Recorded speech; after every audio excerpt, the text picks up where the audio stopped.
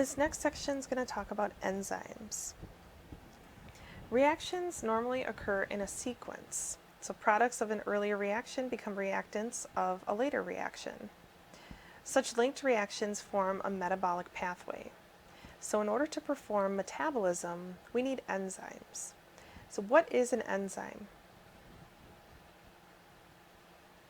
An enzyme is a substance that decreases the activation energy of a reaction.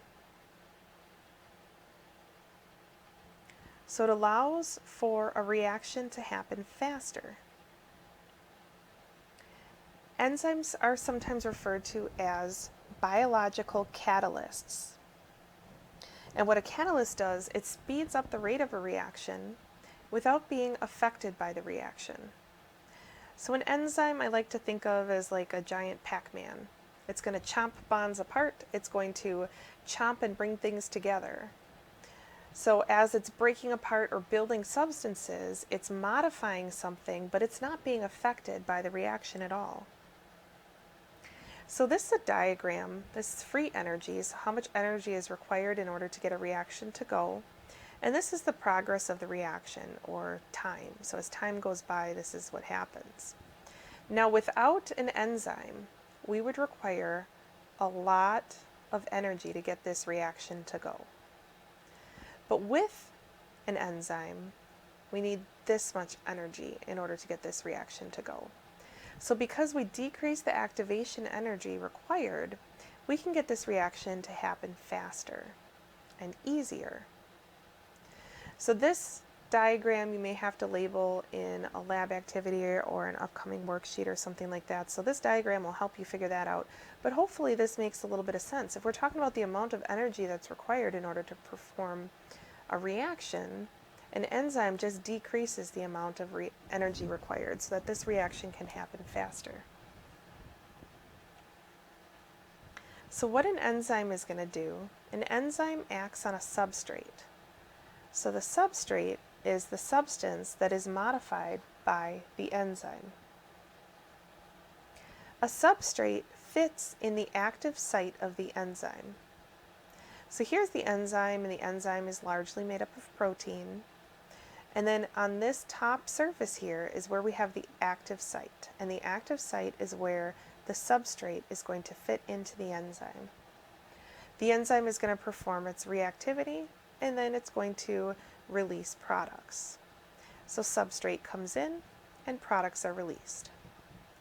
These reactions happen in chains, and we're going to learn a couple of the steps along the way of cellular respiration. I'm not going to go through every single step, but there's actually 10 chain reactions that happen in the first step of energy production, or ATP regeneration.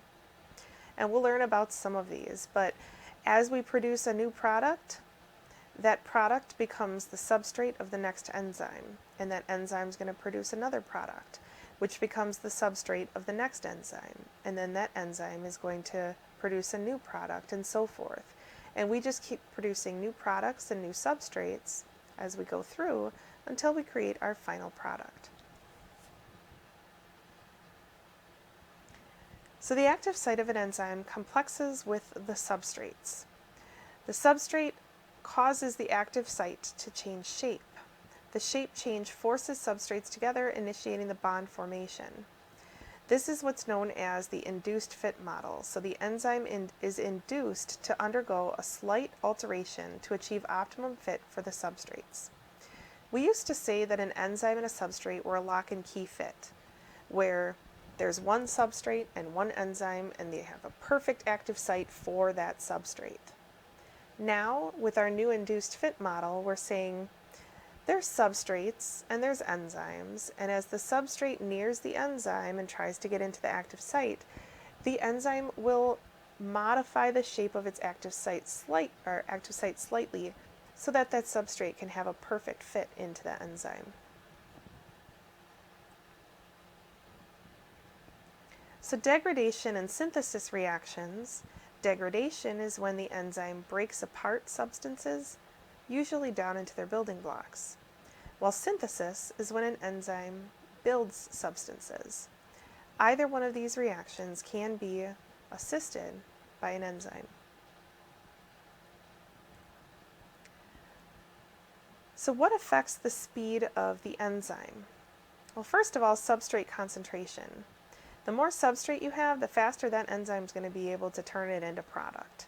If you run out of substrate, you're not going to be producing a lot of product. Temperature. Enzyme activity usually increases with temperature, up to a point. Way too hot of temperatures can denature or unfold enzymes, and that will destroy them and make them non-functional. So our body temperature is kept at 98.6 degrees Fahrenheit. That's about 37 degrees Celsius. That's our set body temperature. Now, if we get certain bacterial infections or even some viral infections, they produce these factors that stimulate our hypothalamus to crank up the thermostat in the body, and that's going to increase our body temperature. In other words, it's going to give us a fever. Now, what is a fever? It's any time that our body temperature goes above 98.6 degrees Fahrenheit. We can handle low-grade fevers, and we can even handle moderate fevers, like up to 103 degrees Fahrenheit. But once we get above like 104, it starts to get really dangerous for the person. And at 107 degrees Fahrenheit, we can die. So we definitely need to control fever. But what is the fever doing in the first place? Why would we evolve as people to develop fevers if eventually a fever can kill us? Well, this is what a fever does during a bacterial infection. It denatures bacterial enzymes. Most bacteria that live in a human body, 98.6 degrees Fahrenheit is really their max temperature that they can tolerate. So if we crank our body temperature up even slightly, the bacteria die. All of their enzymes unfold, and they're no longer functional. And if a bacterial cell's enzymes are done, the bacterium is done. It can't survive unless its enzymes are producing energy for it. So hot temperatures can denature. People can handle a little bit higher temperature than a bacterial infection can, but that's not always the case. Some bacteria can live in really hot temperatures. But temperature typically increases enzyme activity. The warmer the temperature, the faster the molecules are moving, and the more likely they are to come in contact with their substrate. So you're going to have a lot faster enzyme reactivity. And then the pH also affects enzyme speed. So most enzymes are optimized for a particular pH level. And let me just fix this real quick. So pH, again, should be capitalized. I know you guys probably don't care, but it's driving me nuts, so got to make it correct. The pH of the blood for a human is kept between 7.35 and 7.45. At this pH is where enzymes in our blood are best functional. The pH in our stomach is more like pH 1 to 2, so right around like 1.5 pH. That's extremely acidic. So why is our stomach so acidic? Well, there's this enzyme called pepsin, and the precursor to that is pepsinogen. Now, pepsinogen can only be converted to the active form of pepsin in the presence of a low pH. Pepsin is activated at that low of pH. So pepsin can start to destroy and degrade our proteins so that we can digest our food at a pH of between 1 and 2. Now, as soon as the food leaves our stomach and enters into the small intestine, there's this base that's released that neutralizes pepsin. And as soon as it's neutralized, the enzyme doesn't work anymore. This is why our intestines don't get digested by pepsin, because we've neutralized the enzyme as soon as it leaves the stomach. So every enzyme has a particular pH range that it functions best at. And if you take it outside of that pH range, it's not going to be functional. So here we'll talk a little bit about the effect of temperature on the rate of reaction. So different animals are kind of designed to handle temperatures differently. There are cold-blooded, ectothermic animals.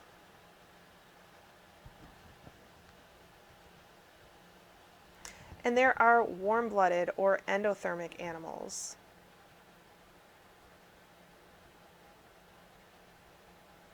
Talk a little bit about what that means. A cold-blooded animal, we used to call them cold-blooded, now we use the scientifically correct term ectotherm. Ecto means outside of. Therm is talking about temperature. This means that this animal gets its temperature from outside of the body. So what that means is it doesn't get a lot of heat from its food. If it wants to warm up, it's going to have to go find a warm rock to lay on in the middle of the sun. And if it gets too hot, it's going to have to find some shade to lay in, away from the hot sun. So whatever the temperature around that animal is, that's the temperature that that animal is going to be. If you expose an ectothermic animal to cold temperatures, they're going to slow down and they're not going to be able to have these enzymatic reactions to produce energy to be able to move. So in really cold temperatures, they slip into this hypothermia state where they shut down. And over the course of the winter, they're going to stay in that hypothermic state and mostly sleep. So a couple stories related to this. One of them, my in-laws, so they had this huge egress window and all sorts of wildlife would fall in there. And early on, before they put a cover on the window, they used to call us over all the time to rescue the frogs that fall in there. And I'm a big frog lover, and me and the kids and the family always go out looking for frogs and everything. So we go over there, and it's a particularly cold day, and we're looking at this frog and open up the window, and it barely jumps. So I was able to pick it up right out of the window, and it barely moved. After a couple of minutes of being in a bucket in the house, this thing was moving all over the place like crazy. Like when we first picked it up, it kind of seemed like it was dead, and then all of a sudden it warmed up. And its enzymes were able to function properly, and the enzyme reaction sped up, and now it was, not kind of in this frozen state anymore. So it was able to be active. So it was jumping around all over the place. We finally put it back outside, and it went and burrowed under the ground somewhere. But ectothermic. Frogs are ectothermic. They are dependent on the temperature of their environment in order to regulate their temperature. Another example, when I used to live in Texas, if you ever lived in Texas on a farm and you stacked up hay in a barn down there, you know that snakes are always hiding in the hay. Especially if the hay has been sitting there for a while and you might have small rodents in there. Snakes love eating those small rodents, and they sometimes love eating the barn cats, so they're going to go in the hay. Well, there was a time where we had to clean out this barn down there, and we were trying to transport the hay from one location to the next, so they always wait until winter to do that, because in wintertime the snakes move slowly. But here's the deal. In the center of that hay, it is smoking hot. So all of that hay kind of ferments in there, and the bacteria are performing these exergonic reactions and producing all of this heat, and the snakes are in there living, and they're all happy and moving around, so it's pretty hot in the inside of the hay. So what we would do is we'd take a gun, which in Texas guns are everywhere, so don't be going crazy that I said the word gun. We'd shoot the hay, and then the snakes, through the vibrations, they would all come flying out of the hay, so they'd start racing toward us. And we'd take a couple steps back away from the hay, because the air temperature was really cold. Those snakes can only get so far before they were basically not moving anymore. Then we would safely just move them out of the way, and we were able to get the hay moved to where we wanted it to go. So those are a couple examples of ectothermic animals. So they are dependent on their environment in order to regulate their body temperature. With warm-blooded animals or endothermic animals, these animals are dependent on their food source and coverings of their body and their muscle mass in order to generate an internal heat and maintain an internal temperature. So endothermic derive their heat from within. An endothermic animal has to eat more often than an ectothermic animal. If you think about having pet lizards at home, you feed them like once a week and they're good to go. You could never do that to an endothermic animal, because they're dependent on their food and the breaking down of their food to regulate their body temperature. in addition to other things like the fur and the muscle movement and so forth. But endo means from within, and endothermic animals get their body temperature from within, and that temperature regulates the rate of their enzymes, and if their enzymes are moving too slow, the animal will shut down. So the effect of pH rate on the rate of reaction, so like I was talking about, that enzyme pepsin functions optimally at about a pH of 2, while trypsin, which is active in the small intestine, is most functional at a pH of 8. So this does the digestion in the stomach, and then as soon as the food leaves the stomach and enters into the small intestine, trypsin takes over. So cells can regulate the presence or absence of an enzyme. So cells can either make the enzyme or not make it. Cells can regulate the concentration of an enzyme, so they can determine how much of the enzyme they're allowing inside of the cell. And then cells can also activate or deactivate some enzymes. Like light switches, they can turn them on and off. And they do this by the availability of cofactors and coenzymes. A cofactor is usually a small inorganic molecule that must be present in order for an enzyme to function. The most common cofactor that comes to mind is magnesium. So magnesium is required for a lot of the stuff that we do with DNA. A coenzyme is a moderately sized organic compound or organic molecule that is required in order for the enzyme to be functional. So this shows cofactors at the active site. If this cofactor wasn't present, this enzyme would not be functional. The substrate would not fit properly without that cofactor. Enzyme inhibition. So there's also reversible enzyme inhibition.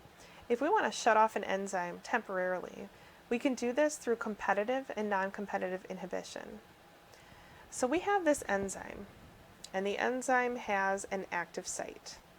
And then we have the substrate that wants to go into that enzyme's active site. Through competitive inhibition, the inhibitor molecule